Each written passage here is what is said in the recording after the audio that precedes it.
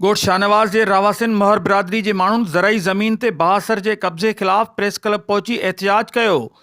उन मौक़े ते एहतिजाज में शरीक महर बिरादरी जे रईस मंज़ूर महर, मौज अली महर, फौज अली महर, अब्दुल रशीद महर, बाराम महर ऐं ॿियनि जो संदन चवणु हो त 2017 में बाअसर वॾेरे असां खां 70 एकड़ ज़रई ज़मीन ख़रीद कई हुई, जंहिंजो हिनमहिल ताईं खेनि खातो नाहे ॾिनो।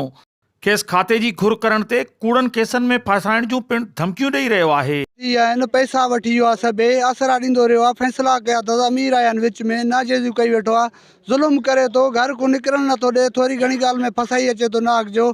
उनजी हले थी हुकूमत में, असां ग़रीब हूं, असांखे धमकाई खड़ो आहे, खातो बि नथो ॾिए, अञण मराइण जी धमकियूं बि ॾिए थो, नाजेज़ी बि करे थो, ग़रीब हूं, असांजी मदद कई वञे। यूसी नाज़िम 15 साल यूसी नाज़िम थियो आहे, अटल मुरादानी यूसी नाज़िम आहे, जेको हिन महिल उनखे ताक़त आहे, हर हुकूमत वटि, हर हिन वटि ताक़त आहे। असां ग़रीब हूं, असां सां ज़ुल्म आहे, नाजाइज़ियूं आहिनि, खातो रोकी वेठो आहे, ॾे कोन थो, फ़ैसिला थिया आहिनि, पैसा मस्जिद में स्टाम लिखियो आहे, इहो वरी फ़ैसिलो थियो आहे क़ुर ते। मंज़ूर मार के इन ज़मीन हक़ी ॾिनी आहे, इन जे घरनि जे सवले ज़मीन आहे।